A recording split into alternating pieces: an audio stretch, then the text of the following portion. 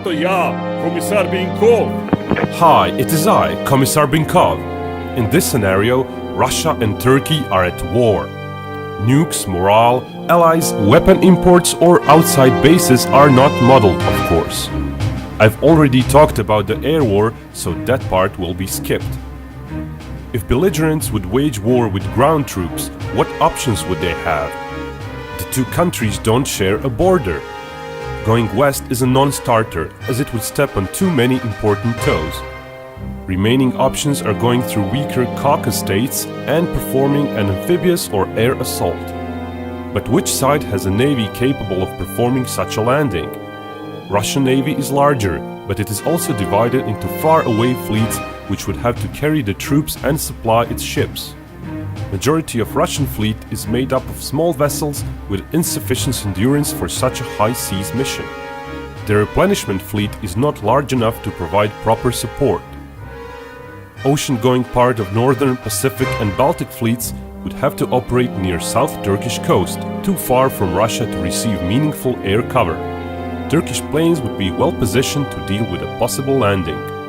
Turkish Navy could go back and forth through Bosporus and Dardanelles and concentrate its forces. Close to its shores, it could use its numerous small boats and diesel-electric submarines effectively.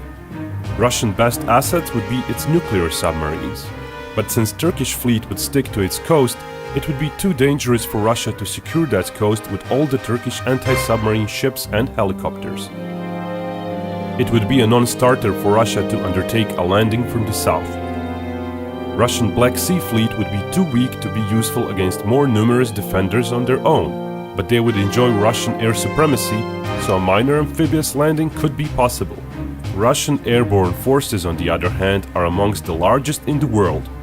Coupled with Air Force's transport fleet, in theory they could paradrop up to 2 brigades at once, and perhaps paradrop entire airborne corps within days. Such a concentration of force would be hard to fight against, but also very hard to supply. As comparison with Normandy landing shows, any force needs several times larger shipments of supplies than it has troops. With only partial air superiority, such air supply runs would face steep losses. Realistically, only a short supply stint could be pulled off. Thus, an assault would likely happen not far off the front lines. That way, it can try to meet up with the main Russian assault before it loses momentum. Turkish Navy is absolutely ill-prepared to fight Russia far away from its coasts, let alone perform a landing. Given the stronger Russian air power, air defenses and more numerous troops defending the shores, what little men Turkey could hope to send out to sea would likely not even reach the shores. Such a mission would end in a disaster, and so it would not even be attempted. Land-wise, if both sides would rush at each other, Georgian plain might see fighting first. Turkey could quickly send large part of its forces along the coastline. Russia too has that luxury, as it controls Abkhazia and South Ossetia and already has troops stationed there. Russia's ground force has a small numerical edge. Turkey has larger periodically trained reserve force, while Russia can count on more paramilitary troops. Russia has twice as many professional soldiers though. Both sides use a variety of heavy weapon systems, both old and modern equipment.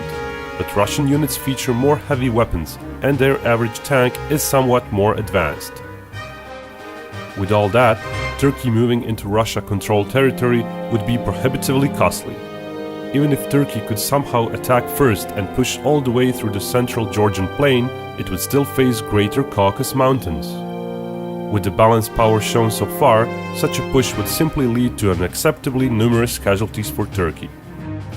Russian army isn't well prepared for a prolonged power projection far into enemy territory, but Turkish units are even worse in that regard. Russia possesses greater aerial mobility fleet, providing them with more maneuvering options. Russia also leads in situational awareness. It has more reconnaissance platforms in space, air and on land. Another Russian edge is more air support available. Combined with vastly stronger air defenses, which would neutralize much of Turkish air support to their troops, Russia could count on more fire support in general, especially when one counts the larger and more modern assault helicopter fleet, as well as land-based rocket forces. best bet for Turkey would be sticking to more defendable region of Lesser Caucasus Mountains and keep an eye for counterstrike opportunities at overstretched Russian forces. Attacking is hard. Historically, swift and successful large-scale invasions required several-fold advantage in manpower, vast air superiority, noticeable technological edge, and fairly flat terrain to succeed, oftentimes combined. Russia would not be able to count on any of those for its push into Turkish defenses. Its air superiority would not be continuous, and it would have a hard time exploiting it due to number of targets and fairly low precision of its airstrikes.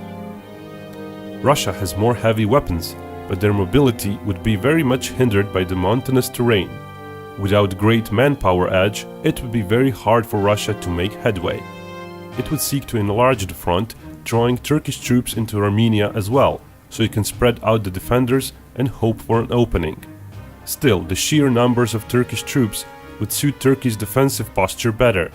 Attempting a quick breach would be prohibitively costly in casualties. The front line would be too narrow and too populated by soldiers on both sides for successful large-scale flanking maneuvers. Russia would have no choice but to very slowly wear down the defenses with sheer firepower. Successful invasions in history took weeks to cross little terrain, even with overwhelming force. Here the time frame would be stretched even further, and all the while attacking force would require more manpower and more casualties while securing new territory. Actually reaching Turkish border wouldn't make the advance any easier. The topography of northeastern Turkey is quite hilly. Russian heavy vehicles would be slow, ambushed, and counterattacked often. Russia would be fast to wear itself out under the pressure of stretched out supply lines and more numerous casualties than Turkey. Within the first year of the war, the situation would not be rosy for Turkey and equally so for Russia, even if it would breach the Turkish borders. With greater Russian casualties and relatively little territory gained, one might say the result of the war up to that point would be a marginal victory for Russia. In a prolonged war, Russia would not rush but wait for its industry and population advantage to come into force. Turkish problem in a prolonged war with no weapon imports would be its relative lack of self-sufficiency when it comes to high-tech weapon systems. Russia can produce those in larger numbers. During the second year of war, Turkish forces would erode into a somewhat poorly equipped army with a small remaining inventory of precision weapons, aircraft, or modern tanks and artillery. They would still be very large in manpower though. But Russia would enjoy benefits of its larger population pool, domestic production of weapons, and larger pool of ex-Soviet heavy weaponry, some of which could be repaired. Russia might see casualty ratios starting to drop while moving further inside Turkey. The terrain would still be rougher than in any large-scale invasions in recent history, and concentration of defenders would still make the invasion very slow and dangerous. It might take yet another year or more until Russia could claim it won enough territory while not losing many more troops than Turkey, and proclaim itself a winner. But it would be an extremely costly victory.